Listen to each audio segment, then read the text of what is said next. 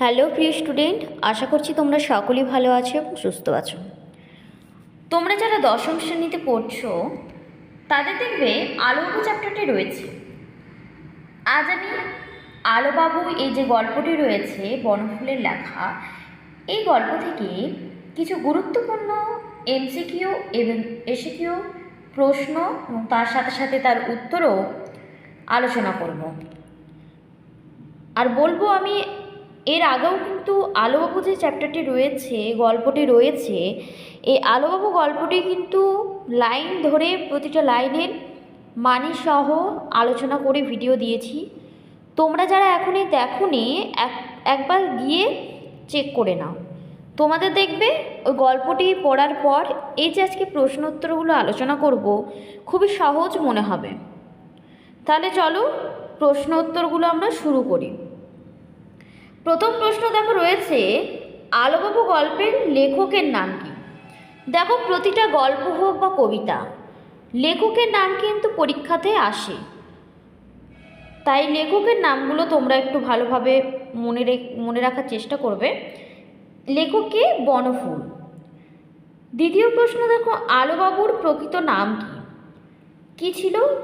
আলুবাবু। দেখো, আলুবাবুর প্রকৃত নাম হচ্ছে আলোবাবু।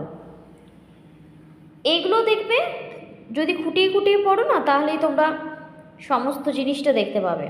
আর যারা টেক্সট পড়বে না, শুধুমাত্র প্রশ্ন উত্তর পড়ে যাবে, তাদের ক্ষেত্রে কিন্তু পারা মুশকিলই আছে। তাই আমি তোমাদের কাছে বারবার রিকোয়েস্ট করব, তোমরা কিন্তু অবশ্যই একবার টেক্সটটা পড়বে, আর আমি যে ভিডিওটা দিয়েছি ওটা একবার গিয়ে অবশ্যই দেখে নেবে। তারপরে নেক্সট প্রশ্ন দেখো কি আসছে। আর এসিকিউ প্রশ্ন আজ কিছু বলে দেবো, এমসিকিউ এই তিনটি, কিন্তু বেশি এমসিকিউ আমি বলবো না। দেখো, আলোবাবুর পাখি ছানাটিকে কত দিয়ে কিনেছিল? কত দিয়ে? 2 আনা পয়সা দিয়ে বাচ্চাটিকে কিন্তু কিনেছিল, এই পাখির ছানাটিকে। যারা ধরো টেক্সট পড়েছো তাদের খুবই সহজ মনে হবে প্রশ্নগুলো, কিন্তু যারা ধরো পড়োনি তাদের ক্ষেত্রে কিন্তু আমি বলবো খুব কঠিনই মনে হবে। আর এবারে যেহেতু তোমরা বোর্ড পরীক্ষা দেবে, তাই একটু ভালোভাবে প্রত্যেকটা কবিতা, প্রত্যেকটা গল্প বুঝে মন দিয়ে পড়ার চেষ্টা করবে। তারপরে দেখো প্রশ্ন একসাথে অনেকগুলোই প্রশ্ন রয়েছে। দেখো, প্রথম হচ্ছে অবিনাশবাবু কে ছিলেন? কে ছিলেন অবিনাশবাবু?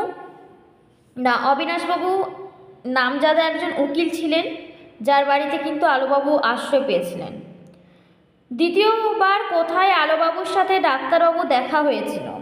দেখো, প্রথমবার তো আলোবাবু একটা কুকুরছানা নিয়ে গিয়েছিলেন ডাক্তারবাবুর কাছে, সেখানে কিন্তু প্রথমবার দেখা হয়েছিল। আর দ্বিতীয়বার হয়েছিল ওই যে অবিনাশবাবু যিনি আশ্রয় দিয়েছেন আলোবাবুকে, ওনার বাড়িতে। তাহলে তোমরা লিখবে অবিনাশবাবুর বাড়িতে। 3 নাম্বার প্রশ্ন দেখো, অবিনাশবাবুর 2 ছেলের নাম কি কি? কি কি নাম ছিল? একজনের নাম ছিল বিনু, আরেকজনের নাম ছিল তিনু। আর এই যে 2 ছেলে, এই 2 ছেলেরও কিন্তু বয়সও এখানে উল্লেখ রয়েছে। বিনু হচ্ছে বড়, যার বয়স 10 বছর, আর তিনু হচ্ছে ছোট, যার বয়স কিন্তু 5 বছর। তোমরা এই যে খুঁটে খুঁটে পড়ার এটা কিন্তু সুবিধায় তোমরা সব কিছু বিস্তারিতভাবে জেনে ফেলবে। তারপরে দেখো, কার কুকুর পোষার শখ ছিল? কুকুর পোষার শখ ছিল কিন্তু আলোবাবুর। 5 নাম্বার যে প্রশ্নটি রয়েছে, দেখো, স্নেহের কাঙাল বেচারা। কাকে স্নেহের কাঙাল বলা হয়েছে? দেখো, যখন মানে ওই আলোবাবুকে দেখবে ডাক্তারবাবু, তখন কিন্তু একটা কথা উল্লেখ আছে, হ্যাঁ অদ্ভুতে, স্নেহের কাঙাল বেচারা, গরিব খুব, আপনার সঙ্গে আলাপ হয়েছে নাকি? মানে এটা অবিনাশবাবু ডাক্তারবাবুকে বলবে না, স্নেহের কাঙাল বেচারা হলেন আলোবাবু। এটা দেখো একটু বড় প্রশ্ন, তোমাদের এখানে দিলাম বড় প্রশ্নটা। দেখো, বড় প্রশ্ন হচ্ছে, সমাজের সঙ্গে তিনি নিজেকে খাপ খাওয়াতে পারলেন না কিছুতেই। কার সম্পর্কে বলা হয়েছে? তোমরা কিন্তু প্রশ্নটা পড়ে বুঝতে পারছো, এটা আলোবাবুর সম্পর্কে বলা হয়েছে।